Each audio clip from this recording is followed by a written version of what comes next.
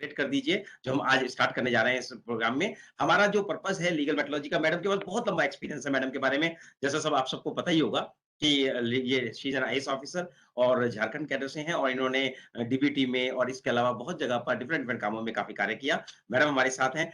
आज का जो हमारा प्रोग्राम है, हमारा जो पर्पज़ है, वो पर्पज़ है इसके इसमें जो नॉन ऑटोमेटिक वेइंग इंस्ट्रूमेंट्स हैं, जो जितनी जितनी बैलेंसेज या कांटे बोलते हैं जिनको हम लोग, वो सारी की सारी जो वेइंग मशीन्स हैं, उनका किस तरीके से मैन्युफैक्चरिंग होता है, किस तरीके से कैलिब्रेशन होता है, किस तरह से टेस्टिंग होता है, उसमें मैन्युफैक्चरर्स को, जो हमारी एनेबल लैबोरेटरीज़ हैं उनको और प्लस जो हमारे स्टेट गवर्नमेंट के ऑफिसर्स हैं, उनको किस तरह से उनको कैलिब्रेट करना चाहिए, स्टैम्प करना चाहिए, वेरीफाई करना चाहिए और किस तरीके से सर्टिफिकेट इश्यू करना चाहिए, इसके ऊपर हमने ये एक आज प्रोग्राम रखा है। ये हमारा दूसरा प्रोग्राम है in non automatic weighing instruments के ऊपर। मैं सोचता हूँ कि एक सीरीज़ हम चलाएँगे इस नॉन ऑटोमेटिक वेइंग इंस्ट्रूमेंट की, ये बहुत ही इम्पोर्टेंट इक्विपमेंट्स हैं और लीगल मेट्रोलॉजी के अंदर in non automatic weighing instruments का बहुत इंपॉर्टेंस है। सारी की सारी जितनी भी वेइंग और मेजरिंग होती है, वेदर इट इज़ ट्रांज़ैक्शन जो हम नेशनल लेवल पे करते हैं या इंटरनेशनल लेवल पे करते हैं, इन्हीं वेइंग और मेजरिंग इंस्ट्रूमेंट्स के द्वारा की जाती है।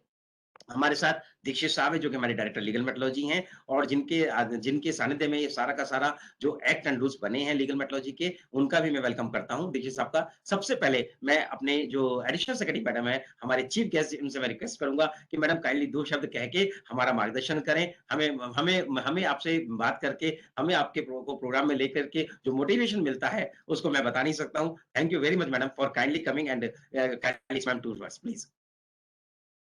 बहुत-बहुत धन्यवाद आशुतोष जी। इस प्रकार के जो सेमिनार्स आप कर रहे हैं, वो वास्तव में जनता और जो इंडस्ट्री ग्रुप्स हैं, इन सभी को लीगल मेट्रोलॉजी के बारे में उन्हें जानकारी होना, उनको जानकारी ये बताना कि किस प्रकार से ये कंज़्यूमर के राइट्स से कैसे जुड़े हुए हैं। ये भी बताना कि लीगल मेट्रोलॉजी में किसी भी देश में जब ये अच्छे प्रकार से इम्प्लीमेंट होता है, तो किस प्रकार से न केवल ये जो हमारे डोमेस्टिक मैन्युफैक्चरिंग को सहारा देता है, सपोर्ट करता है, बल्कि ये फिर उस राष्ट्र के उत्पाद का भी एक ब्रांड बनता है। यानी एक ब्रांड का जो किसी राष्ट्र के बारे में जो हम एक उसका नज़रिया बनाते हैं, वो इसी बात से बनाते हैं कि हमारा नाप और हमारा तौल कितना सही है। चाहे हम जैसे जापान की बात करें या जर्मनी की बात करें, जब हम उनके प्रोडक्ट्स को लेकर के एक कंज़्यूमर के तौर पर जब हम देखते हैं कि उन्होंने जो क्लेम किया है, उससे भी अधिक टिकाऊ है या उससे भी अधिक सटीक है, तो अपने आप ही उस राष्ट्र के प्रति और उसके लोगों के प्रति अपने आप सम्मान बढ़ जाता है। तो एक तरह से लीगल मेट्रोलॉजी हमारे दैनिक जीवन का एक बहुत बड़ा और महत्वपूर्ण हिस्सा है। चाहे हम ग्राहक के रूप में उसका इस्तेमाल करें या चाहे हम उसके मैन्युफैक्चरर, इंडस्ट्री, रिटेलर्स इनके रूप में हमारा जो भी रोल है वो बहुत ही ज़्यादा प्रभावशाली होता है। मैं ये ज़रूर कहूँगी सभी लोगों को जो आज इस परिचर्चा में भाग ले रहे हैं कि भारत जो है वो अपने 75वें साल आज़ादी के 75वें साल में प्रवेश कर रहा है और हम इसे अमृत काल के रूप में मना रहे हैं।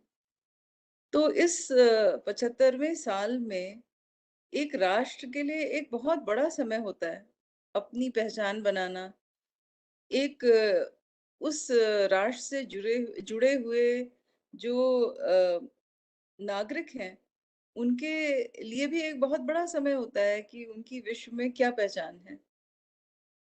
और लीगल मेट्रोलॉजी के अंतर्गत जो डिफरेंट तरीके के जो मेजर्स हैं, वेट्स हैं, जब हम उनके विषय में अ, हमारा क्या सिस्टम है, हम किस प्रकार से अंतर्राष्ट्रीय स्तर पे जो मानक संस्थाएँ हैं, हम किस प्रकार से उनसे जुड़े हुए हैं। हम एक विश्व बंधुत्व के अंतर्गत हम कैसे एक कम्युनिटी के रूप में, एक वर्ल्ड कम्युनिटी या ग्लोबल कम्युनिटी के रूप में एक्ट करते हैं और हमारी साख जो है वो हमारे इन बाजार के प्रोडक्ट से ही बनती है। हम वो कौन लोग हैं ये किसी को पूछने की और किसी को बताने की ज़रूरत नहीं पड़ती है, हमारे प्रोडक्ट ही हमारी गवाही देते हैं कि हम कौन हैं।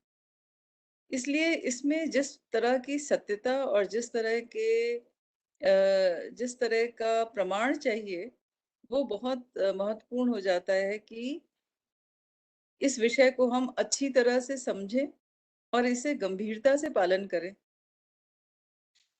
जो हमारा एक सिस्टम है जिसमें कि हमारे देश में लगभग 7 रीजनल जो इस तरह की आरआरएसएल्स लैब्स हैं, उनका मानक जो है वो एनपीएल से लेते हुए और एक नेटवर्क बना हुआ है जो कि राज्य के स्तर पर भी और जो वर्किंग स्टैंडर्ड्स के आलोक में जो तमाम स्टेट के अंदर कई लैबोरेटरीज हैं जो कि मदद करती हैं हमारे जो मैन्युफैक्चरर्स और इंडस्ट्रीज को।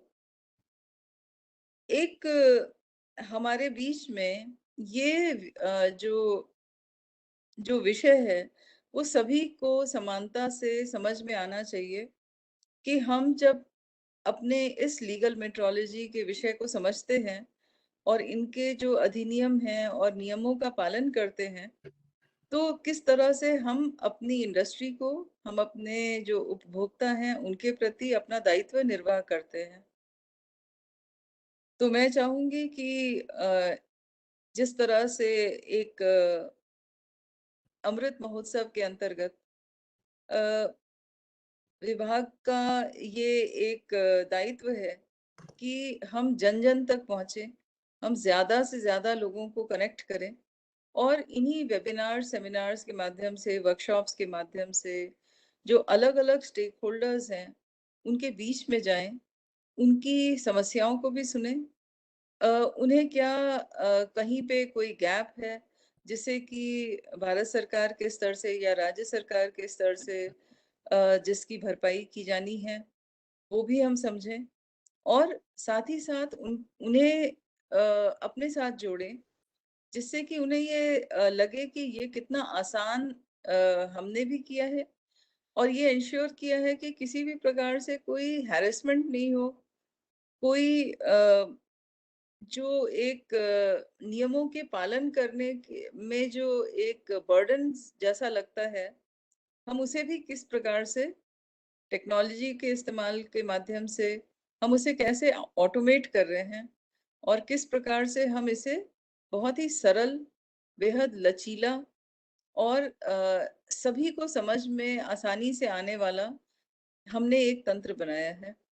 तो मैं उम्मीद करती हूँ और मुझे पूरा विश्वास है कि इस प्रकार की परिचर्चाओं से अ, विषय के बारे में अधिक से अधिक लोगों को न केवल जानकारी मिलेगी, जागरूकता आएगी, बल्कि वे भी अपने-अपने जो उनकी ज़िम्मेदारी है उसे वो बेहतर समझ सकेंगे। इन्हीं शब्दों के साथ मैं एक बार फिर आशुतोष जी का धन्यवाद करती हूँ और दीक्षित जी को भी अ, इस परिचर्चा में भाग लेने के लिए अपनी ओर से धन्यवाद देती हूँ। बहुत-बहुत धन्यवाद madam, thank you very much. आपके जो ये मोटिवेशनल वर्ड्स हैं, इन्हीं की वजह से मैडम मुझे लगता है कि लीगल मेट्रोलॉजी जो ये कर रहा है पिछले 6 महीने से लगभग हम इस कार्य को कर रहे हैं। तो और आज की डेट में मैं एक चीज़ जानता हूँ मैडम, जो लोगों की प्रॉब्लम्स हैं, वो अब कम से कम पता चलने लग गई हैं हम लोगों को कि इंडस्ट्री को क्या चाहिए। और I tell you madam after 6 months हमारी लीगल मेट्रोलॉजी एक नए आयाम में होगी। हर व्यक्ति को पता होगा 6 महीने के बाद कि क्या करना है, कैसे करना है और कि जो हम लोगों को एक चार्जेस लगते हैं लोगों के ऊपर हैरेसमेंट का होता है या किसी भी टाइप का होता है, वो अपने आप धीरे-धीरे खत्म हो जाएगा। बिकॉज़ अवेयरनेस नहीं है। लोगों को पता नहीं है कि लॉ हमें क्या-क्या चीज़ें फैसिलिटेट करता है, वो पता नहीं है। और पर्पज़ केवल यही है, 6 महीने का टाइम और मैडम आप मुझे दीजिए, यू विल फाइंड कि हर जो लोग खुद कहते थे, वो कहेंगे अब हमें कोई प्रॉब्लम नहीं है। हमें बिल्कुल समझ में आ रहा है। It will take 6 more months. Thank you very much, ma'am. Kindly bless us with these words and continue with us, ma'am. हमारे आप जब आप आते हैं तो मुझे लगता है हमारे अंदर एक पूरा एक ऊर्जा का संचार हो जाता है और हम लोग और अच्छे तरीके से करने लगते हैं। Thank you very much, madam. Sir देखिए सर मैं आपसे रिक्वेस्ट करूँगा काइंडली आप इसमें हम लोगों को थोड़ा मार्गदर्शन दें कि हम लीगल मेट्रोलॉजी में जो विंग और मेजरिंग इंस्ट्रूमेंट्स हैं, हम उनको किस तरीके से और ज़्यादा अच्छे वे में, अच्छी टेक्नोलॉजी के साथ देश में ला सकते हैं। जैसे आपने बोला है, हम लोग ओआईएमएल के जो अप्रूवल सर्टिफिकेट्स हैं, उसको इश्यू करने की डायरेक्शन में भी कार्य कर रहे हैं और मुझे लगता है भगवान ने चाहा तो 1 साल के अंदर भारत सरकार भी अपने लीगल मेट्रोलॉजी के सर्टिफिकेट्स जो ओआईएमएल सर्टिफिकेट्स होंगे, शायद उनको इश्यू करने की पोजीशन में होगी। देखिए सर प्लीज़। परम आदरणीय अपर सचिव महोदय और आशुतोष जी और इस गोष्ठी में उपस्थित सभी महानुभाव, मैन्युफैक्चरर्स, लीगल मेट्रोलॉजी ऑफिसर्स, सभी लोगों को मेरा नमस्कार जो है। जैसा मैडम ने बताया जो है कि लीगल मेट्रोलॉजी एक ऐसा विषय है जो कि आम कंज्यूमर से संबंधित है और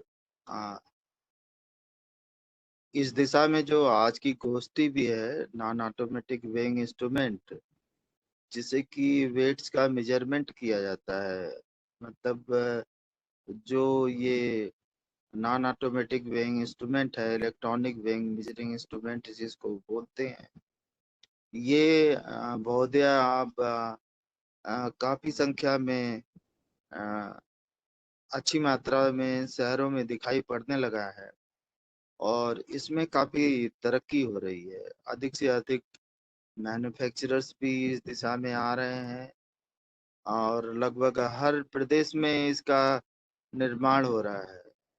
निर्माण होने से लोगों को रोजगार मिलता है, कंज्यूमर की जो अपेक्षाएं हैं वो पूरी होती हैं। यदि किसी को इस इरा में electronic weighing and measuring systems के माध्यम से जो भी वो चीज उपलब्ध करना चाहता है, यदि उसको नहीं मिलता है तो एक समय कंज्यूमर को थोड़ी निराशा भी उपलब्ध होती है। लेकिन अब आप पाएंगे कि इवन सब्जी की दुकानों में, सफल मार्केट में या अन्य जगहों पर जहां आप जाएंगे, जहां पर मल्टीपल शॉप्स हैं, अन्य तरह की चीजें हैं, सभी जगहों पर electronic weighing and measuring instrument का उपयोग होने लगा है। इसके साथ ही साथ जो है इसका कंप्यूटर से गहरा कनेक्शन है, तो बिलिंग इत्यादि की भी व्यवस्था हो जाती है और हर कंज्यूमर्स को जो है पर्याप्त मात्रा में जो उसकी रिक्वायरमेंट है उसके अनुसार उसको बिल मिल जाता है। जो चीज वो खरीदता रहता है उसका एक तरह से उसके पास साक्ष्य मिल जाता है कि कभी भी कोई कंप्लेन इत्यादि हो तो उस संबंध में जो है वो अ, दुकानदार से और जो भी मैन्युफैक्चरर्स हैं उनसे अपनी शिकायत दर्ज कर सकता है। इस दिशा में हाँ, हमारी रीजनल रेफरेंस स्टैंडर्ड लेबोरेटरी ने भी काफी अ, अच्छे कदम उठाए हैं। पर्टिकुलरली जो है आपकी RRSL अहमदाबाद है, बेंगलोर है, फरीदाबाद है, वाराणसी है। इन जगहों पर काफी मात्रा में मैन्युफैक्चरर्स अपने मॉडल्स को टेस्टिंग कराने के लिए आते हैं और उनके माध्यम से अधिक मैन्युफैक्चरिंग का उन क्षेत्रों में विकास होता है और लोगों को रोजगार मिलता है और अधिकतर ये लोग जो है छोटे व्यवसायी होते हैं। लेकिन छोटे व्यवसायी होने से क्या है, इनकी मात्रा जब बढ़ती रहती है तो उसको देखकर भी अन्य लोग भी प्रेरित होते रहते हैं। जैसे कोई इंजीनियरिंग ग्रेजुएट हुआ, इलेक्ट्रॉनिक का है, इलेक्ट्रिकल का है, अन्य इवन मैकेनिकल का है, तो भी उसे जो है ये प्रेरणा मिलती है कि हम किस तरह जो है वेइंग एंड मेजरिंग इंस्ट्रूमेंट का जो है अ, निर्माण कर सकते हैं। निर्माण की दिशा भी बहुत सरल है और इसको और सरल करने का सेंट्रल गवर्नमेंट और स्टेट गवर्नमेंट की तरफ से लगातार प्रयास जारी है। और जो पहले मतलब शिकायतें उस तरह की आया करती थी कि इसके निर्माण इत्यादि में जो है व्यवधान आता है, अब उस तरह की शिकायतें बहुत कम आने लगी हैं और फ्रिक्वेंटली जो है number of manufacturer her state में बढ़ रहे हैं। उससे जो है लोगों को अधिक से अधिक रोजगार भी प्राप्त होता है और टेक्नोलॉजी भी बढ़ाने का अवसर प्राप्त होता है।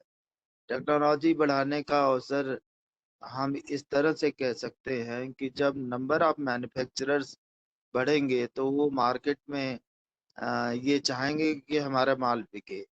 हमारा माल बिके जो है तो उसके लिए कंपटीशन की प्रक्रिया स्टार्ट होती है, तो उसमें वो बेटर टाइप के लोड सेल लाते हैं, बेटर इलेक्ट्रॉनिक्स लाते हैं, बेटर सुविधा उसमें प्रदान करते हैं, डिजिटल और काउंटिंग कम सिस्टम्स या अन्य तरह की जो सुविधाएं हैं जो है कैलकुलेटर्स इत्यादि की जो है उसमें वो अ, व्यवस्था देते हैं जिससे कि कंज्यूमर्स उस इलेक्ट्रॉनिक वेइंग एंड मेजरिंग की तरफ अधिक से अधिक आकर्षित हो।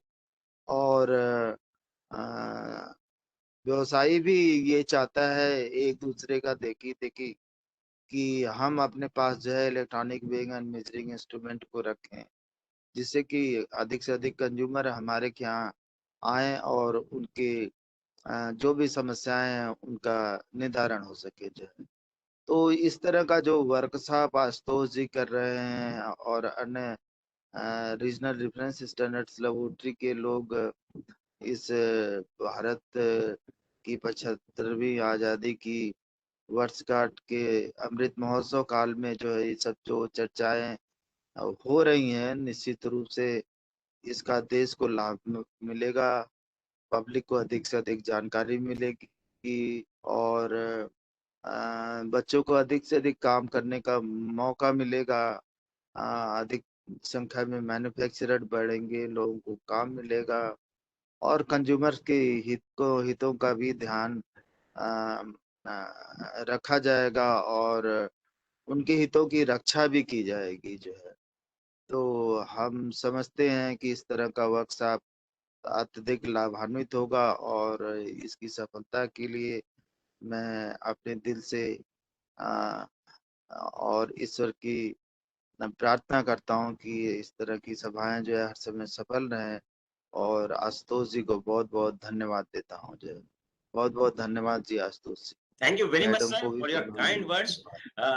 Certainly, you are always a motivational force behind the legal methodology. Sir, we will always thankful to you. Whenever we request you, used to come, you used to deliver your thoughts, and you certainly always motivate us. Thank you very much, sir. So now I will not take more time, and I'm just going to take the presentation from Professor Manish Prasad. He is a professor at ILM, Indian Institute of Legal Metrology, Ranchi. He is having very vast experience of teaching this legal methodology topics subjects to the state government officers as well as industries and the others NGOs, etc. I will request Professor Manish Prasad to kindly tell us and let us know how what these type of weighing and measuring instruments, how they are tested, how they are calibrated, and what are the malpractices we can observe in these weighing machines. Manish Prasad, sir, please, sir. Thank you.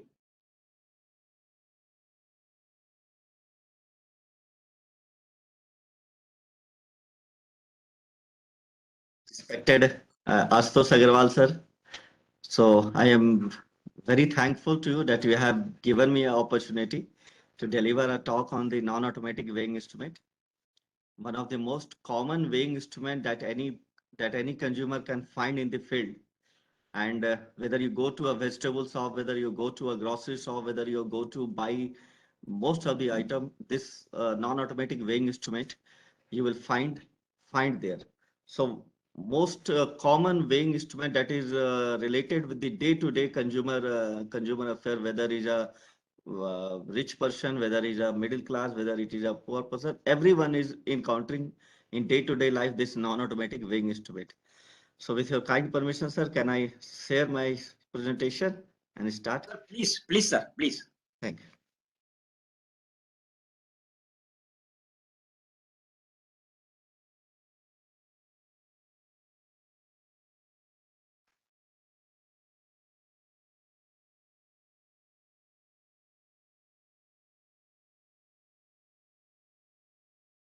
Is my slide is visible? All of you can see it? Yes, sir. Yes, sir. Okay, thank you. Please. So the name of this instrument is non-automatic weighing instrument. One of the most common instrument I have told you. So first let us see what is a weighing instrument. The weighing instrument is an instrument which is used to determine the mass of a body by using the action of gravity on this particular body. So whenever we are weighing any mass, we are using the action of gravity, and this non-automatic weighing instrument is also by the action of the gravity it is measuring. And based upon the method of operation, we are dividing all the weighing instrument into two parts. One is the non-automatic, one is the automatic. Let us try to understand the basic difference between these two. Non-automatic weighing instrument is an instrument which requires the intervention of an operator during the weighing process, and whether the result is acceptable to the consumer or not is decided by the operator. For example, he can add something, he can remove something, and he can see whether the indication is stable or not. So operator play a very important role in the weighing process, and all those type of instrument is called as a non-automatic weighing instrument. Whether it is a spring balance, whether it is a platform weighing machine, whether it is a baby weighing machine, or whether it is any digital weighing instrument, all these are coming under the heading of the non-automatic weighing instrument, whatever be the principle in which they are working. What is the automatic weighing instrument? The instrument which is weighing without an intervention of an operator, and that runs on a predetermined program of automatic processing. For example, that you will find in the automatic gravitic filling instrument, where this you can find in the packaging plant, where the certain packet is being packed, whether it is a cement plant or any other packaging industry. There, there the operator is there only to run the instrument. The operator is not there, and the operator is not intervening in the weighing process. So that is the basic difference between these two instruments, that is non-automatic and automatic instrument. So as per the OIML also, because this OIML recommendation of the non-automatic which we are following in our legal metrology general rule, this is with the recommendation of the OIML R76. In that also it has been said that the non-automatic weighing instrument, the weighing result is acceptable, includes any intelligent action by the operator that affects the result. For example, taking an action when whether the indication is stable or not, or whether we have to add something, whether we have to take out something, whether we have to take a printout. All these is been taken by the decision is taken by the operator. Therefore, it is called as a non-automatic weighing instrument. Certain parameter, whenever you find a non-automatic weighing instrument, certain metrological characteristic that you will find on the marking plate. The first is what is the maximum capacity of that particular instrument. So the maximum capacity up to which it can weigh without the additive tear capacity. There are two type of tear. One is the subtractive tear, one is the additive tear. So in the maximum capacity, we are taking into account the additive tear capacity. So without this additive tear capacity, what the maximum a machine can weigh is said to be the maximum capacity of that particular weighing instrument. And minimum, that is the value of the load below which the weighing result may be subjected to successive relative error. Although the machine will give an indication below the minimum capacity also, but that result may be successive, may be subject to a successive relative error. Therefore, always the machine is always used during the transaction. The machine is always used between the weighing range. That is starting from the minimum up to the maximum. The machine is always used for the transaction purpose, and it is also been verified between this range also. Below the minimum, the machine is not allowed as per our rule. The machine should not be used for the transaction purpose, and above the maximum also the machine should not be used for the transaction purpose. And this starting from minimum up to the maximum, we called it as the weighing range, that the machine is able to weigh in that particular range.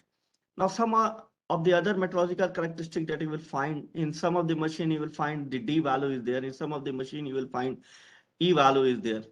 E value is called as the verification scale interval, and in all the non-automatic weighing instrument, you will find that the value of E is there. That is the value which is given in the unit of the mass, and this value we are using it for the classification and verification of the non-automatic weighing instrument. And D is there. D is also the difference between the two consecutive indication, if it is a digital indication, or it is the difference between the two value of a scale mark if it is an analog indication. Only in class 1 and class 2 type of machine, I will come to the accuracy class, you may find a different value of DNE. Only in class 1 and class 2 machine it is allowed as per our rule that the manufacturer may choose a different value of D and a different value of E. And in all the accuracy class, E is compulsory, because everything, verification, classification, maximum permissible error, calculation, testing, everything we are doing with the value of the verification scale interval. And this verification scale interval is always in terms of the 1 into 10 to power k, 2 into 10 to power k, and 5 into 10 to power k, where k is a whole number. That means as our currency note is there, 1, 2, 5, 10, 20, 50, 100, like that, this E value will be there, and you will never find that the E value is 3 gram or 7 gram or something like that. That is not allowed. So the E value should always be in the terms of 1, 2, or 5. Then what are the unit that is allowed in the non-automatic weighing instrument? Normally, the 4 units are allowed as per our legal metrology general rule. One is the kilogram, one is the milligram, gram, and ton. These 4 units are allowed, and apart from these 4 units, there's no other units should be allowed for the declaration purpose in a non-automatic weighing instrument, that is in the marking, in the descriptive marking plate. But for some special application, carat is also used. For example, for measuring the precious stone, for the metric carat, carat is also used, and 1 carat is equal to 0.2 gram or 200 mg, and the symbol for the carat is small c. So these are the only 5 unit that is allowed as per our general rule in the non-automatic weighing instrument. Apart from this 5, no other unit should be there in any non-automatic weighing instrument. So the 4 main unit are kilogram, gram, milligram, and ton, and one special unit, that is the carat with a symbol small c, that is allowed. Then coming to some of the metrological requirement. If you will find any non-automatic weighing instrument, you will find that the maximum capacity is there, minimum capacity is there, verification scale interval uh, is also there. But one thing that we have to find with this three number is the number of verification scale interval that won't be declared in the non-automatic weighing instrument, and that is given by the formula maximum capacity divided by E. And why we require this number? Because for the classification purpose, we require this particular number. So minimum, maximum, and E value. These 3 are coming under the mandatory declaration part. So this will definitely be there in any non-automatic weighing instrument. And these are coming under the metrological requirement. And after, if we are knowing this, these 3 parameters, that is the maximum, minimum, and E value, we can find out the accuracy class of any non-automatic weighing instrument. So let us first come to the accuracy class of the non-automatic weighing instrument. All the non-automatic weighing instrument, whatever the principle, whatever the nature, and whatever with the type of the indication, on what principle it has been working, it has been divided into 4 accuracy class. Out of these 4, any one accuracy class will definitely be there in any non-automatic weighing instrument, and it is compulsory. So the first is the special accuracy class, that is we call as class 1. Then it is high accuracy class, we call it as class 2. Medium accuracy class, we call it as class 3. And ordinary accuracy class, we call it as class 4. And as per our enforcement rule also, for the trade of the bullion, only class 1 and class 2 machine should be used. For the trade of the bullion or for the precious metal, only class 1 and class 2 machine should be used. So these are the 4 accuracy class, and this accuracy class will be declared by the manufacturer based upon a very important table that is there in a non-automatic weighing instrument. The table with the help of this table, which decide what should be the accuracy class of that particular non-automatic weighing instrument. And for the legal metrology officer, it is their job to whether the accuracy class declared by the non-automatic weighing instrument by the manufacturer is correct or not. So the manufacturer, with the help of this particular table, they are declaring the accuracy class, and our officer, the legal metrology officer, are checking whether that accuracy class declared is correct or not. So let us see this table. This table depends upon three parameters. One, first is the verification scale interval, that is the value of E, that I am saying that very important parameter, which is used for the classification and verification purpose. Second is the number of verification scale interval that we have to calculate, and with a simple formula, maximum capacity divided by E gives us a number. If both are in the same unit, maximum capacity and E, if both are in the same unit, and if we divide maximum capacity with the verification scale interval, we get a number. And in the table number 17, the minimum and the maximum range of this particular number is given. For example, take us a special class, that is class 1. The minimum value of n should be 50,000. For some special case, it is allowed to be less than 50,000, but in normal case, the minimum value of n should be 50,000, and there is no maximum limit of the n value. So this is the second most important parameter, and the third parameter by which the accuracy class is decided is the minimum capacity of this machine. So now you can see the minimum capacity is fixed and it is given in terms of the E.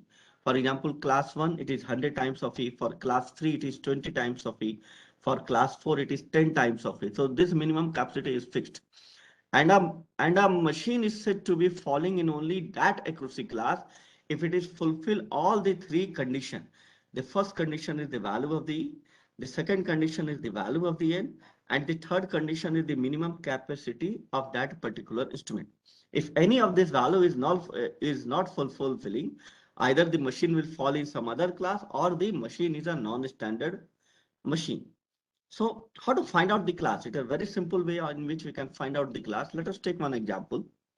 Suppose if the maximum capacity is 30 kg for any machine, if we have seen the descriptive marking, the maximum capacity is given as 30 kg. The E value is given as 5 gram, and the minimum capacity is given as 100 gram.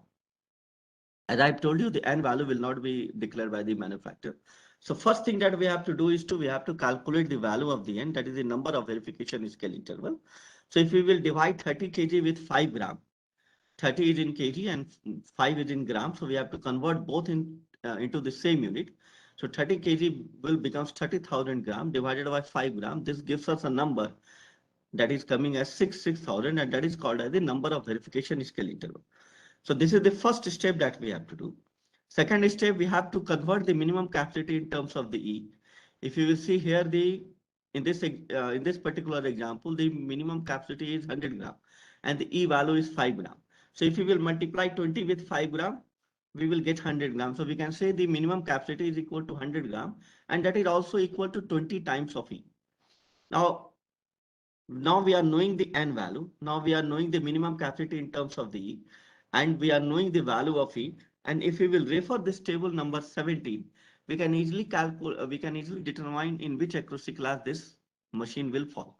Now for this particular machine, you may find from the table number 17 that it is falling in accuracy class 3. It is falling in accuracy class 3 because 20E is applicable in accuracy class 3, and 5 gram and the N value, all the three parameters are satisfying for accuracy class 3.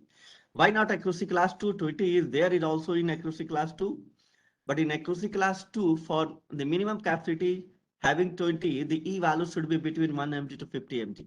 And here the E value is 5 gram. Therefore, this machine, although it is having a minimum capacity of 20E, it will not fall in the class 2. Therefore, I am again repeating that all the three parameters is very important: E value, N value, and minimum capacity. If all the three parameters are fulfilling, then only the machine will fall in that particular class. Other the machine may fall, or the machine may become a non-standard if the declaration part are not correct. Let us take one more example. This is of class 2. Let us take let us take this example. So the maximum capacity is 10 kg, E is 10 gram, and minimum is 100 gram. So in same step by step, in the same way, first we will calculate the value of N, then we will convert the minimum capacity in terms of the E. Here we are getting the 10 kg divided by 10 gram. The N value is 1000, and minimum capacity is 10 times of E. So this machine will fall to accuracy class 4. So in this way, we have to calculate the accuracy class, or we have to determine the accuracy class either for the manufacturer. They will declare the accuracy class, and for the legal metrology officer, they have to check this accuracy class whether the declaration given by the manufacturer is correct or not. In the same way, we can take n number of examples. We can take n number of examples and we can calculate the accuracy class. Therefore, this table number 17, which is there in the general rule for the non-automatic weighing instrument, is very, very important, because based upon this, the accuracy class is decided.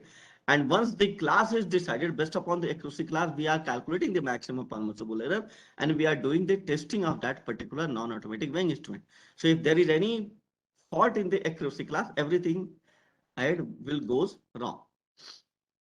So I've taken a number of examples, so I won't want to go into each and every one. And let me come to this example. This example is of a roadside static web bridge. The maximum capacity is 30 ton, E is 5 gram, and minimum is 100 kg. It is a general belief that this comes apart from the non-automatic weighing instrument. I want to show that this static web bridge, what we normally called as, or we called as the drum kata, which is the roadside weigh bridge, and which is weighing a vehicle in a static condition, is also coming under the non-automatic weighing instrument, and all the declaration of the non-automatic weighing instrument should also be there in the static weigh bridge also. And for the accuracy class, the process is also the same. So this is how we determine the accuracy class.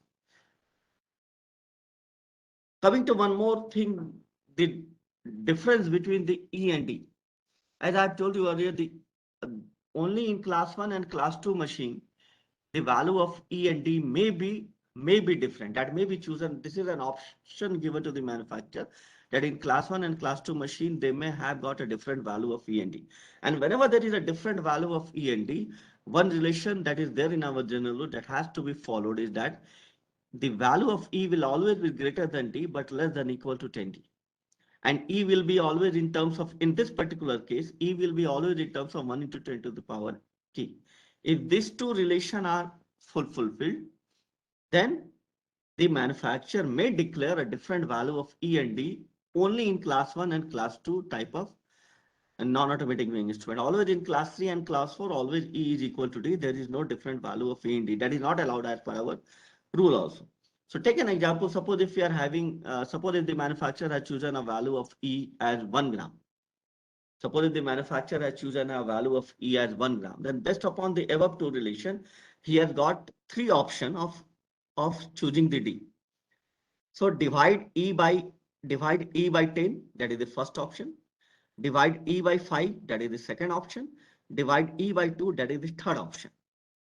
Out of these three options, the manufacturer may choose any one of the options for the declaration of the D.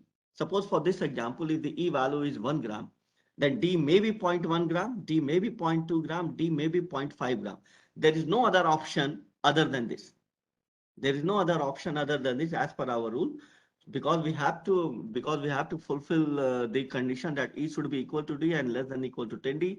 E is always in terms of 1 into 10 to power k. D is also in terms of 1 into 10 to power k, 2 into 10 to power k, and 5 into 10 to power k. So based upon the above guidelines, only three options are left with the manufacturer. So first, he will choose the value of E, because with the help of the E, the class is decided. And out of this E, he can have three options of the D. Out of the three options, he can choose any one option. Again, I'm saying E divided by 10, E divided by 5, and E divided by 2. These are the three options. Out of three options, he can choose any one option to have a different value of D. Again, only in class 1 and class 2 type of machine. So this relation is given in our general. Now, once we have decided what is the accuracy class, then what is the maximum permissible error that is allowed as per our general rule? This maximum permissible error is again given in a table that we called it as a table number 20. And this is again a very important table. And if you see carefully this table, in a non-automatic weighing instrument, there is no one fixed maximum permissible error. Depending upon the load, the maximum permissible error changes from 0.5E to 1E to 1.5E. So if we will increase the load, the maximum permissible error may increase. If we will decrease the load, the maximum permissible error may decrease. Now let us read this table. Suppose if any machine is in accuracy class 3, then if you will see this table, it is saying that starting from minimum capacity up to 500. What is this 500? This 500 is nothing but a load, and that we saying 500 multiplied by E. So between a load of minimum capacity up to 500 multiplied by E, between this load, the maximum permissible error always lie between plus minus 0.5 E. That means half of the E. So if you will read this table in the above, it is written for the load M expressed in verification scale interval E. So wherever this number is there, whether it is 500, whether it is 2000 and 10,000, we have to multiply with E. So there is a range of load. Now it has given a range of load that is starting from minimum capacity of the machine. If it is a class 3, then up to 500 multiplied by E. The maximum capacity will be E by 2. More than 500 E, then we have to go for the second line. If the load is more than 500 times of E, then we have to go for the second line. So more than 500 times of E, up to 2000 times of E, the maximum capacity will be, maximum permissible error will be, I am saying maximum capacity, sorry for that, the maximum permissible error will be plus minus 1 E. And more than that, the maximum permissible error will be plus minus 1.5 E. So this is how the maximum permissible error is decided as per our rule. Let me take an example. Let me take an example for the same machine for which we have decided the accuracy class 3. So this is the calculation of the maximum permissible error. The maximum capacity is 30 kg, the E value is 5 gram, and the minimum capacity is 100 gram. So for this machine, starting from minimum capacity, that is 100 gram, up to 500 multiplied by E, that is 2500 gram or 2.5 kg. The maximum permissible error should not be more than plus minus 2.5 gram. So this error that we have to observe, that should be less than or equal to this particular error. And if it is more than 2.5 kg, up to 2000 times of it, that is coming 2000 multiplied by 5 gram, that is 10,000 gram or 10 kg. For this machine, if any load more than 2.5 kg up to 10 kg, then the maximum permissible error allowed is plus minus 5 gram. And more than 10 kg up to the 30 kg, that is the maximum capacity of this machine, the maximum permissible error allowed is plus minus 7.5 gram. So whenever a legal metrology officer is testing a machine, or whether a manufacturer is testing a machine, the error should be within this particular limit, which is given in the table number 20. In this way, we can calculate the error of any non-automatic weighing instrument. And if we will refer this table number 20, this table number 20 describes us what is the maximum permissible error for a non-automatic weighing instrument. The only thing is that we have to first decide the correct accuracy class, and based upon this accuracy class, we have to choose the table. Suppose if it is class 2, then starting from minimum up to 5,000 times of E. If it is class 1, starting from minimum up to 50,000 times of E. This table is very systematic. If you see this class 4, 50, 500, 5,000, 50,000. So it's going in a very systematic way. So this maximum permissible error is decided with this. Why we require this maximum permissible error? Whenever we are doing a testing, we cannot expect the machine to have a error equal to 0. That is an ideal case. However small or big the error will be there in a machine. So a limit has been given in our rule that okay, up to this limit, if the error is there, we can say the machine is okay. And if the error is coming beyond this particular limit, we can reject this machine. So this is the table number 20. With the help of this, we are calculating the error. And whenever LMO is going for the inspection, whatever is there in table number 20, the twice of this table number 20 is the maximum permissible error for the inspection. Now in the market, if you will go, you will find that there are some machine in which more than one maximum capacity is given. For example, I have given that if you are going to a non-automatic machine, if you are seeing a non-automatic instrument, the maximum capacity is say that 10 kg oblique 30 kg. E value is also 1 gram oblique 5 gram. Minimum capacity is also 20 gram. Now, what is this kind of machine? Apart from the simple machine where there is only one maximum capacity, one value of E and one minimum capacity, this type of also machine are available in the field. So in this, there are two category. One we used to call as multi-interval instrument and one we called as multi-range instrument. These two category are there. One is multi-interval and one is multi-range. So let us try to understand what is the basic difference between this multi-interval and multi-range. Multi-interval, as the name suggests, there will be more than one interval. So there will be a single range which we will divide into more than one interval, maybe two interval, maybe three interval. That is called as a multi-interval, and each interval will have a different value of E. For example, let us see this example, the first example which is there in front of you. It is 10 kg oblique 30 kg, E value 1 gram oblique 5 gram. What we mean in this machine, that in this machine, starting from 0 up to 10 kg, the E value is 1 gram. And the moment we cross 10 kg, the E value changes to 5 gram. So both are called as the partial weighing range. So in this, there are two partial weighing range. There may be three partial weighing range. Both are called as size is called as a partial weighing range with a different value of E. Therefore, the multi-interval has been defined as instrument having one weighing range. This is the most important thing. Instrument having one weighing range, which is divided into partial weighing range, each with a different scale interval, with the weighing range determined automatically according to the load applied both on increasing and decreasing length. Some of the important parameter is that in this multi-interval, the E value will automatically changes from 1 gram to 5 gram or 5 gram to 1 gram. We don't have to do any manual thing. As per the load, the moment you cross the load of the 10 kg, the E value will change to 5 gram. The moment again you back to the range of the 10 kg, the E value will come to the 1 gram. And for this machine, since it is having only one weighing range, there will be only one accuracy class. Many times this is a confusion with our officer that they are having two accuracy class. They are saying whether it is a multi-interval or whether it is a multi-range machine. In multi-interval, always there will be only one accuracy class and there will be only one minimum capacity. This you have to make it. There will be only one accuracy class and there will be only one minimum capacity in a multi-interval because there is only one range. And for one range, always one accuracy class is there and only one minimum capacity is there. So this type of machine is called as a multi-interval. And whenever there is a multi-interval, the accuracy class is decided with the table number 17. But one more table is there that is specifically for multi-interval, that is table number 18, that has also to be complied. This table number 18 is there only for the multi-interval. What this table number 18 is saying that max I divided by EI plus 1.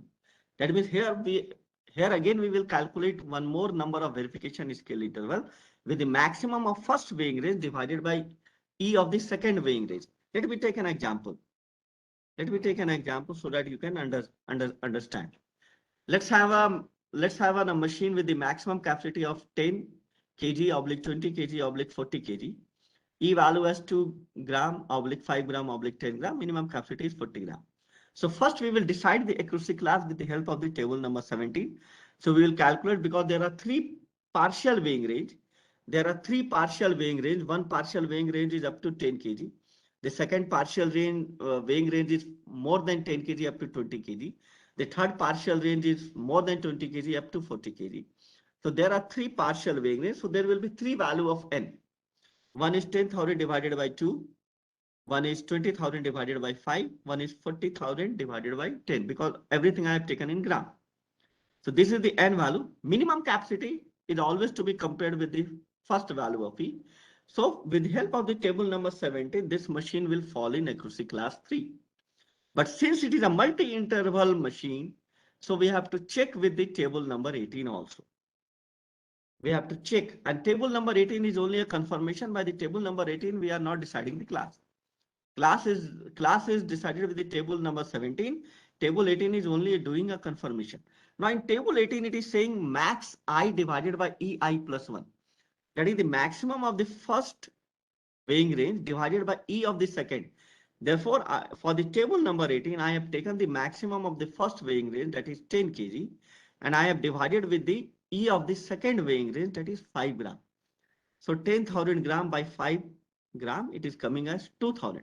And then maximum of the second weighing range, I am dividing with the E of the third weighing range, because the formula for the table 18 is max I divided by EI plus 1. So in table number 17, we are dividing with the same weighing range, the same value of E. Here we are taking the next value of E. Now, if we see this table number 18 for the accuracy class 3, this value should be greater than or equal to 500. So already we have, with the table 17, we have seen that this machine is in accuracy class 3. So whenever we will do the calculation for table number 18, this value should be either 500 or more than 500. Now here this value is coming as 2000. So now we can say, okay, confirm that, okay, this machine of multi-interval is of accuracy class 3. So this table 18 is the extra requirement only for multi-interval type of machine, not for simple machine, not for any other machine. So this is the multi-interval machine. And if you see the maximum permissible error calculation for multi-interval, we have to take each value of E. We have to take each value of E and we have to apply for that particular weighing range, for that particular partial weighing range. So for this machine, if I have done this calculation, you will find that the maximum permissible error is coming in this way. Up to 1 kg, it is plus minus 1 gram. More than 1 kg, up to 4 kg, plus minus 2 gram. More than 10 kg, it is 3 gram. More than 10 kg up to 20 kg, 7.5. More than 20 kg up to 40 kg, it is 15 gram. So this calculation is there, and based upon the value of these, suppose you have taken the first value of E 2 gram, then you apply it only up to 10 kg. Then you take the second value of E, that is 5 gram, apply it for more than 10 kg up to 20 kg. Then you take the third value of it, that is 10 gram, apply it for more than 20 kg up to 40 kg. When you will do this calculation, you will find this maximum permissible error. You will find in this way. Again, the table number 20 is only there for the maximum permissible error. So in this way, we do for the multi-interval. So what I have told you, this accuracy class and everything for table 18, this is given in our general rule. One more instrument that you will find in the field is, that is the multi-range. What is the difference between these two? Multi-range, as the name suggests, multi-range. That means there will be more than one range. And what is the range? Each range starting from 0 goes up to the maximum capacity. So whenever a machine will be multi-range, so either it will be 2 range or 3 range. That means more than one range. So whenever there is more than one range, there may be more than one accuracy class. So this more than one accuracy class is only applicable in multi-range. And in multi-range, as many number of weighing range will be there, same number of minimum capacity will also be there. And the most important thing is that in the multi-interval, the E value is automatically changing. In multi-range, we have to select the range for the weighing purpose. The E value will not automatically change. This is the basic difference between multi-interval and multi-range. So how will you find, whenever you see a machine, how will you decide whether it is a multi-interval or whether it is a multi-range? It is very simple. If there is one accuracy class and if there is one minimum capacity declared, that simply it is a multi-interval. And if the E value is automatically changing, if these three things are there, then it is a multi-interval. Otherwise, if there is more than one accuracy class, more than one minimum capacity, and if the E value is not automatically changing, we have to select the range, then that is a multi-range instrument. And then for each range, we have to apply the table number 17 for calculation, for determination of the accuracy class, and we have to apply table number 20 for determination of the maximum permissible error for each individual range. So it may be seen as a more than one machine inside a single box, sharing a common load receptor. Therefore, the multi-range has been defined as instrument having 2 or more weighing range with different maximum capacity and different scale interval for the same load receptor, each range extending from 0 to its maximum capacity. So this is how we can differentiate between the multi-range and multi-interval type of machine. Both type of machine are available in the field. Most common is the multi-interval that you will find in the field. So coming back, what are the descriptive marking that definitely should be there in a non-automatic weighing instrument? This is most important for the manufacturer point of view and as well as for our officers, legal metrology officer point of view. Some descriptive marking are compulsory that has to be there. One is the manufacturer name or mark or name written in full. That should be there. Second, what is the accuracy class of that particular instrument? Whether it is belong to accuracy class 1, class 2, class 3 or class 4. That should also be there. Then what is the maximum capacity of that instrument? What is the minimum capacity of that instrument? What is the verification scale interval? These are coming under the compulsory descriptive marking. That should be there in the descriptive marking. Then some are also compulsory, but some if it is applicable. So if it is an imported instrument, then the mark of the importer. If there is a different value of E and D, then different value of E and D should be there. Whether it is an additive tear or whether it is a subtractive tear, that should also be there. Temperature, in which temperature range that machine is using. So these are compulsory, but some are applicable. Whenever it is applicable, that thing should always be there in the descriptive marking. So whenever our officer is going for the verification, they should see the descriptive marking, whether all these descriptive marking are there or not. Now, how they will present the descriptive marking? There is a descriptive marking plate in which that they should give, and that should be of a size and that should be clear cut, individual, and that should be grouped together. It is not that the maximum is given somewhere, minimum is given somewhere, and something like that. Everything should be in a box plate, and that should be declared. So this is something regarding the descriptive marking. And if it is a multi-interval or multi-range machine, then this type of descriptive marking should be there. For example, this is the example of the multi-interval machine. Maximum capacity is 2 kg oblique 5 kg oblique 15 kg. Minimum is 20 gram. E value 1 gram oblique 2 gram oblique 5 gram. This is the description of a multi-interval, and these two are the description of a multi-range. This is how in a multi-range or multi-interval machine, the descriptive marking should be there. So there should be a verification mark also. So an instrument shall have a place for the application of the verification mark, where our officer should place the verification mark. That should be there. Coming to the how the error is being calculated. Normally, what we are seeing that normally what is the perception that if we have kept a 200 gram standard weight in a non-automatic weighing instrument, especially digital type, and if it is showing the 200 gram, we normally assume that the error is 0. We normally assume that the error is 0. So error is not simply the difference between indication and the load. Because why it is there? Because whatever the indication that has been given in a non-automatic weighing instrument digital type, that indication is after rounding off. Because it has to round it off in terms of the E. If the E value is 2 gram, it will show either 2 gram, 4 gram, 6 gram, 8 gram. It will never show 5 gram. It will never show 2.1. It will never show 2.8. Although the machine may say. Therefore, the error is always given by a formula I plus half E minus delta L minus L, where I plus half E minus delta L is the indication prior to rounding. So if we are subtracting indication prior to rounding with the load that we have kept on the plate form, then we get the correct error. Therefore, in a digital machine where the digital indication is there, always the error is calculated with the formula I plus half E minus delta L minus L. Now let us understand what is I. Whenever you keep a load L, the machine will show an indication that is I. Half is half of E. The most important role that play in the error calculation is the delta L. That gives you the clear-cut indication what the machine is actually sensing before pointing to rounding. So this delta L is the additional load. Suppose if we have kept a load L, the machine is showing an indication I.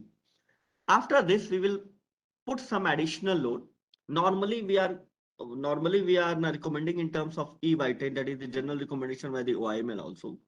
So we keep a fractional weight in terms of the E by 10 plus E by 10 till the indication goes to 1 higher.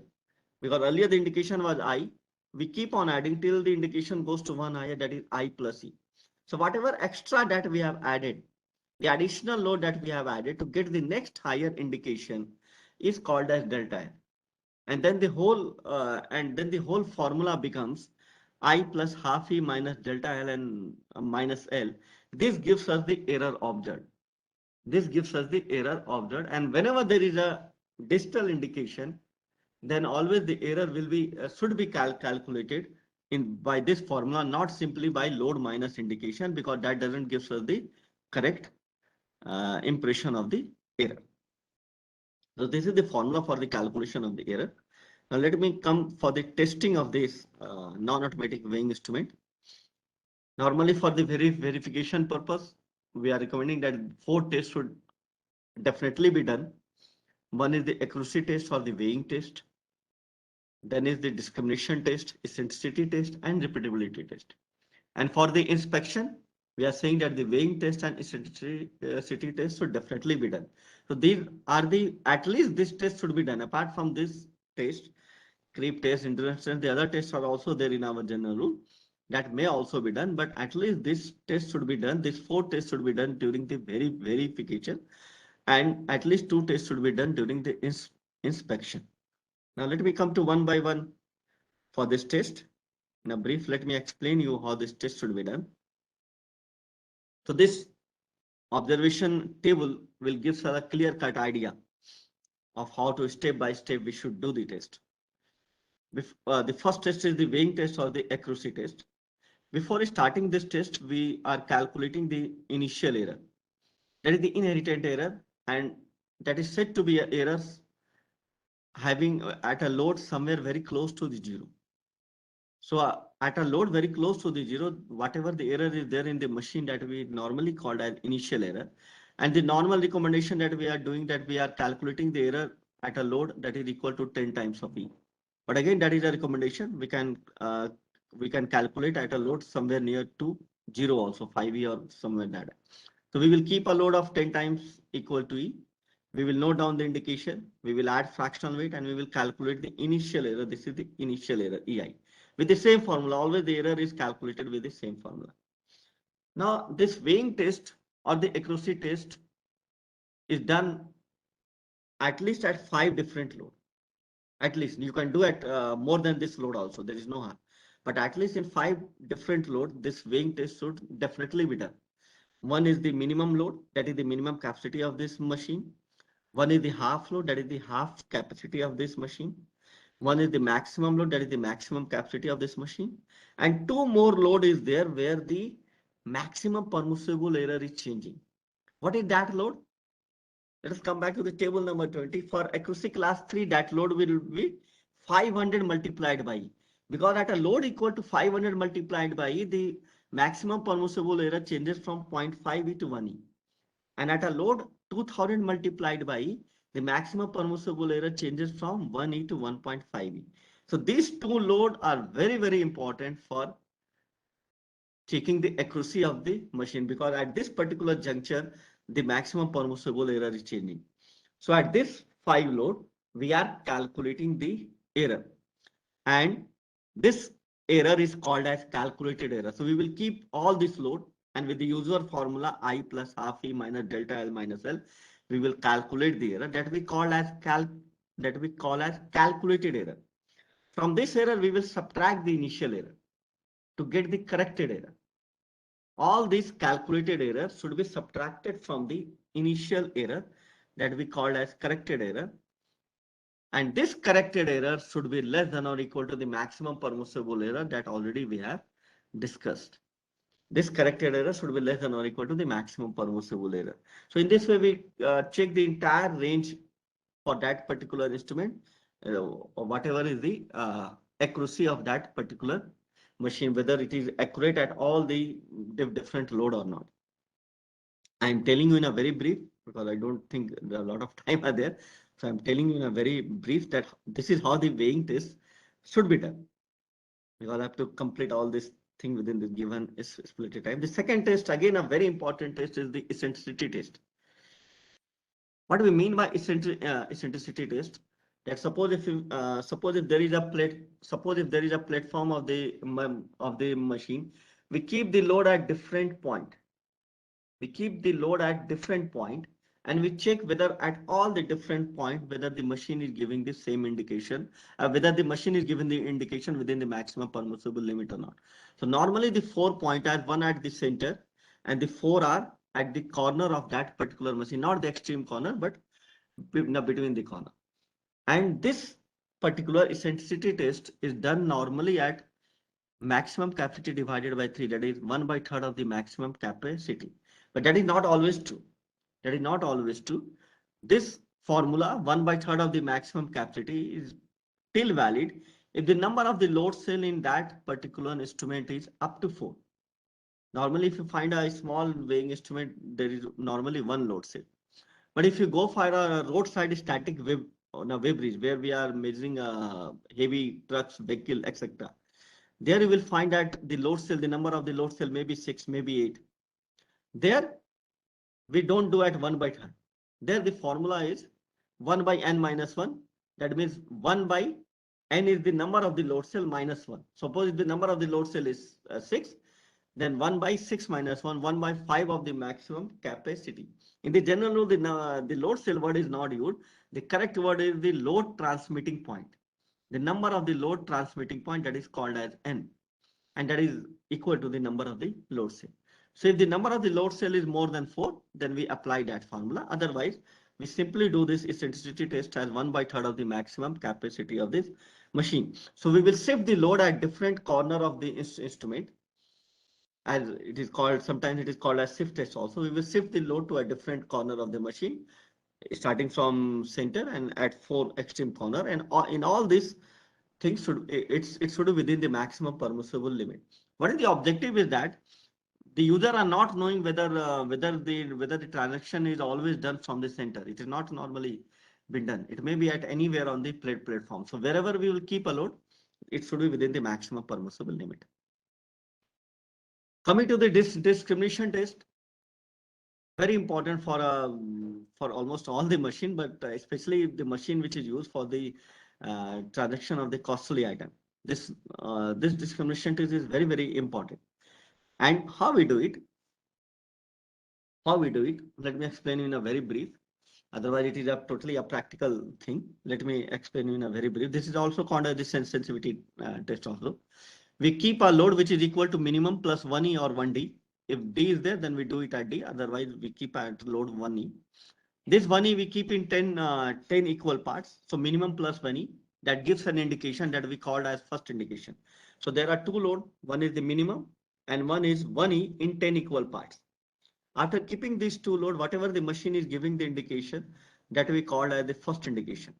Then what we do, this one load, that is 1E, which is kept in 10 equal part, one by one we remove one by one till this indication goes to one lower. Just opposite of the delta L. In the delta L, we are adding E by 10 plus E by 10 plus E by 10. Here we are removing E by 10 plus E by 10 plus E by 10 till this indication goes to one lower. The moment it goes to one lower, we stop it here. And then we add two more load. One load is 1.4E and one load is 0.1E. So in total, it is 1.5E. After adding these two load, after removing and then adding these two load, these are the three steps. First step is the removal of the load. Second step is the addition of the 1.4 times of E. Third step is the addition of 0.1E. After adding these three, whatever the machine is showing the indication, that we called as the second indication. And if the machine is perfectly okay, then the second indication minus first indication will be always equal to E, or sometimes it may be greater than E. And if both these indications are same, then the machine should be rejected. And if both these indications are different, then normally it will be in terms of the E, then we accept the machine. Why this test is important? Because this test has been done with an objective. If whether we are adding a small load or whether we are removing a small load, whether the machine is able to discriminate that load or not. This is the basic objective of doing this test. The basic objective of doing the weighing test is to check the accuracy of the machine. The basic objective of doing the eccentricity test is to wherever we keep the load on the platform, it should be within the MP. And the basic objective of doing the discrimination test is to check whether the machine is able to discriminate between the small load, whether we are adding it or whether we are removing it. Therefore, this test play a very important role, especially if it is used for transaction of a costly item. Then the third test, the fourth test, that is normally called as repeatability test. As the names suggest, if you are using a machine again and again, if you are using the machine again and again, whether the behavior of the machine is changing or not, that normally we check with the repeatability test. In our institute, for the training purpose, we are asking you to do it 10 times at half load and 10 times at full load. So at 10 times, we keep the half load and we calculate the error. And then out of this 10 error, we take whichever is the maximum error. And out of this 10 error, we take whichever is the minimum error. Then we take Emax, maximum error minus minimum error. And if it is less than or equal to the maximum permissible error, we say the machine is passed in the repeatability test. Therefore, that means we are repeating it again and again. And even if we are repeating it again and again, the machine is, the behavior of the machine is not changing, and the machine is showing the error within the maximum permissible limit. So I hope if these are the 4 tests. After this 4 tests, there are a lot of other tests which is there. Creep test, zero return test, influence test, warm-up test, temperature test, voltage variation test. But these 4 tests are very important from the legal metrology officer point of view, as well as from manufacturer point of view. And normally we recommend this 4 tests should definitely be done in order to check whether the machine is correct or not. And then for our legal metrology officer, if it is found to be okay in all these 4 tests, then the verification mark should be put, or otherwise the machine should be rejected, and it should be recommended for the adjustment. So now, if any question from anyone, please, most welcome.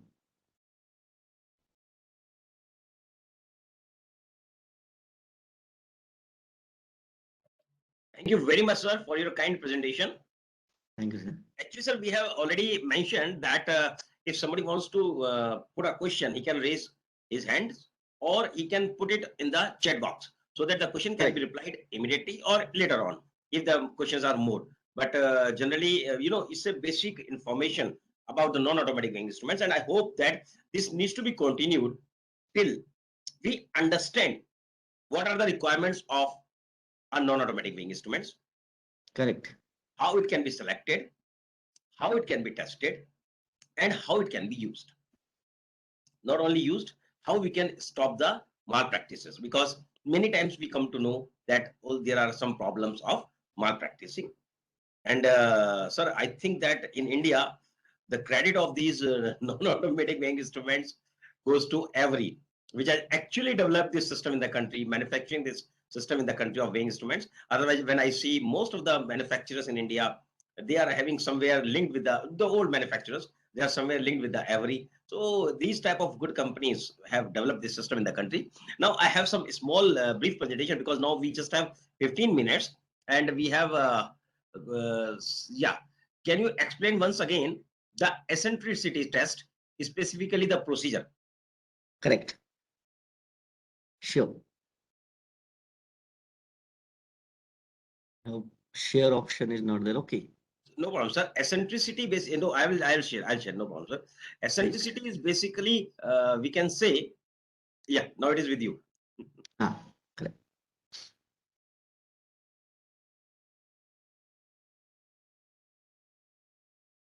Okay, just a second, please. Okay, let me explain without this slide also. It is not coming. Eccentricity test. Initially, first we calculate the initial error. Eccentricity test also, first we calculate the initial error. That is, we will keep a load which is equal to 10 times of E at the center of the platform of that particular machine, and we will calculate the error with the usual formula I plus half E minus delta L minus L. This is called as initial error. Then we take a load which is equal to 1/3 of the maximum capacity if the number of the load cell is less than 1. So we will take a load which is equal to 1/3 of the maximum capacity. And first we will keep that particular load at the center. And then again we will calculate the error with the usual formula I plus half E minus delta L minus F. Then we will shift that load to one of the corner, not extreme corner. The correct way is that you draw a diagonal from the center up to the last corner, and the center of gravity of that particular load should be lie either 2/3 from the center or 1/3 from the corner. At that particular point, you should keep the load, that is the CG of that particular load. So at all the four corner, whether it is a rectangular, even if it is a circle, we will take the corner, we will draw it. So we will shift that load one by one to all the four corner, and then we will calculate the error. So whenever we will, so there are five different point, one at the center and four at the four different corners, and so in this way we will calculate the five different error, and again this is called as the calculated error. From this calculated error we will subtract the initial error, that is called as the corrected error, and this corrected error should be less than or equal to the maximum permissible error allowed. If you are doing at 1/3 load, then the maximum permissible error allowed for 1/3 load, and if it is we are doing at any other load, then MP for that particular load. So in this way we will check for the eccentricity test. Thank you very much, sir. Thank you. So it's now clarity. I think we have very few minutes to continue, because then immediately after this, the timing is 1.5 hours. So now I will just have a brief introduction about this, few of my slides. Sorry.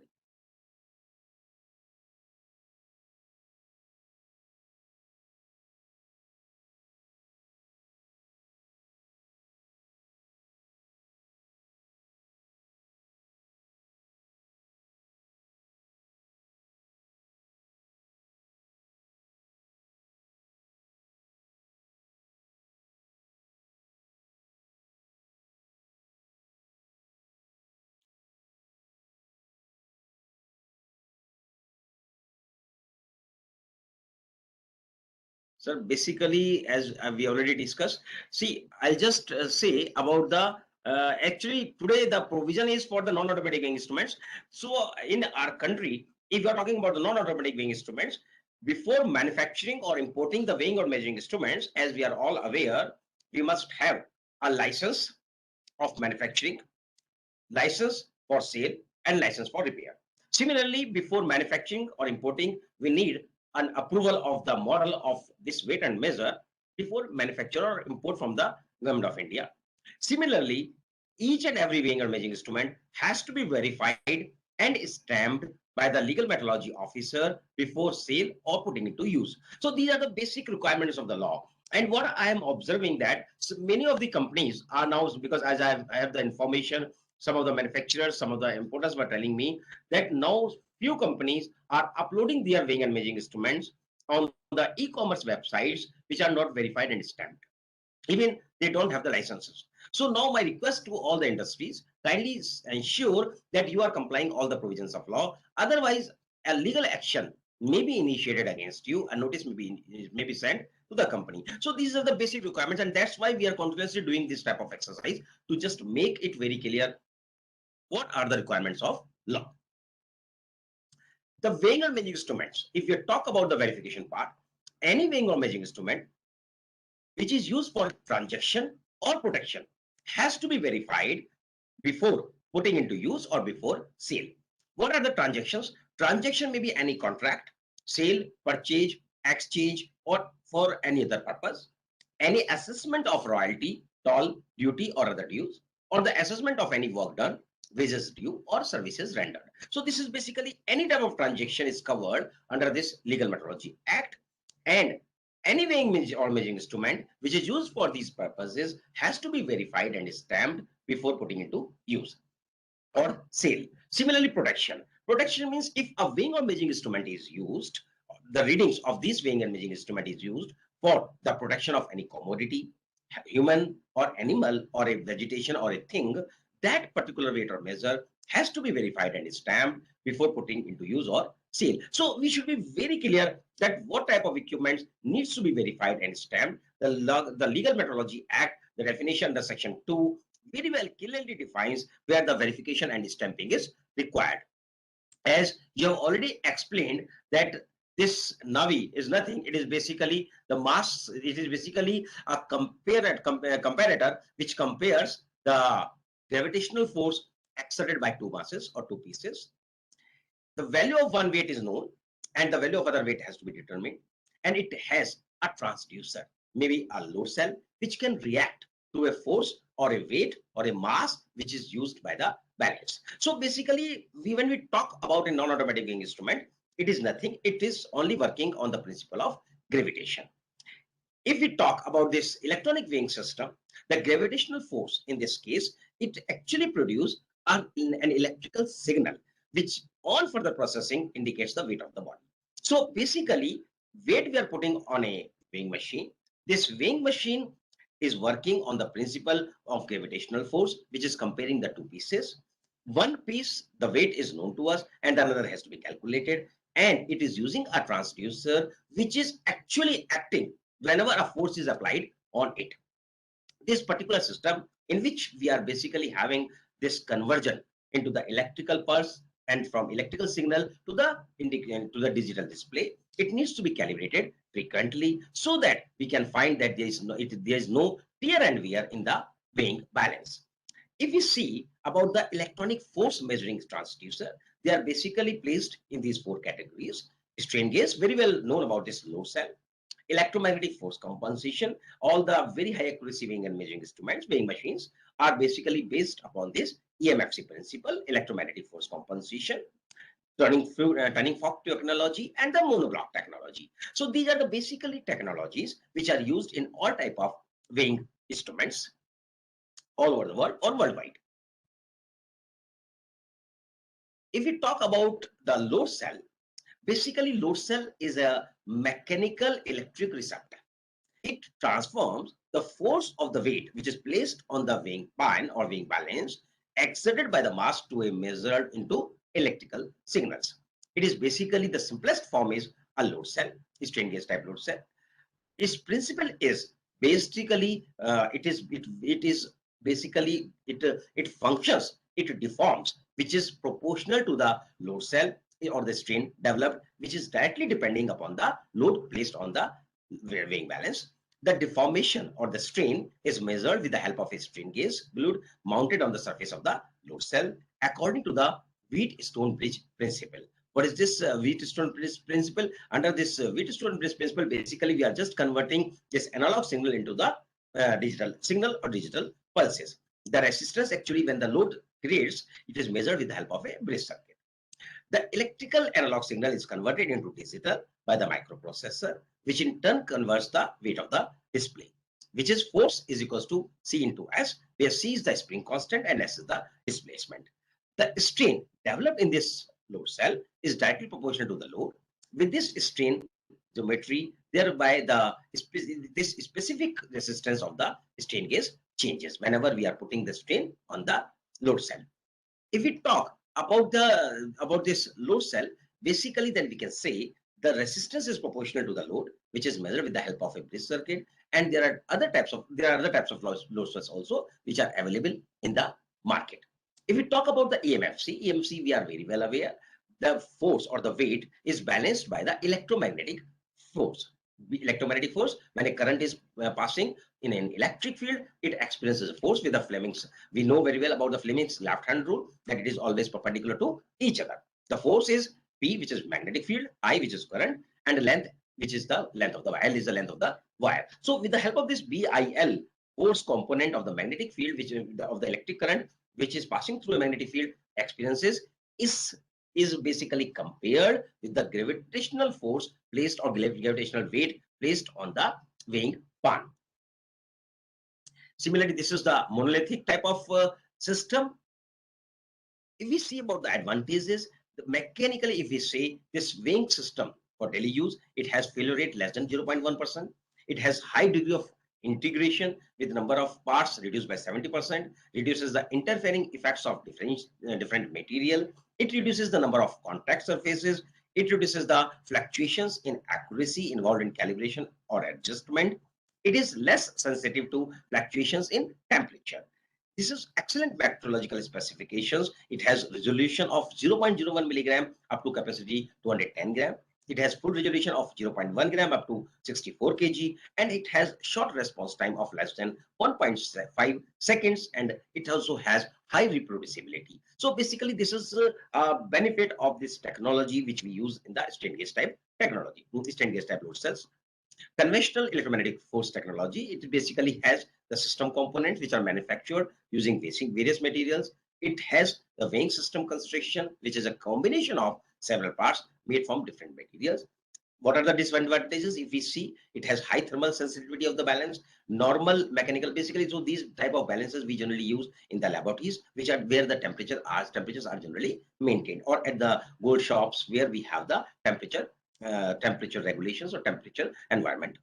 Normal mechanical stability, it has high number of parts, interfering effects of different materials, high number of contact surfaces, sensitive to fluctuation in temperature, and fluctuations in accuracy involved in calibration and adjustment. So basically, these are some drawbacks we can say of this system. So error sir has already discussed about error, how we can calculate this error. We have seen accuracy test has discussed, table has discussed, all the eccentricity test, repeatability test, sir has already discussed. So I'm not going to take again. This is the verification scale interval. We has also been discussed. All type of equipments, what we are doing. See, as I just would like to again explain you. We at the regional reference standards laboratory, we have all these facilities of weighing and measuring instruments, testing facilities, which can be used by the industries, by the manufacturers of mass, balance, coordinate geometry, hydrometer, temperature, pressure, test sieves, force, load cell and torque. Both facilities we have. Load cell up to 5 kN we have in the form of principal machine. We have the primary load cell machine, and by the comparison method we can test up to 50 kN. Torque, then mass flow meter. We have the facility of mass flow meter and the calibration facility. We are also having the facility of now under the Government of India has framed the rules for the government approved test centers. Some of the private laboratories can also to come together to do some verification work with the state government officers. Similarly, one another very small request to kindly prohibit the single-use plastic so that our environment can be saved. These are the small things. These were the few things which I wanted to share with you.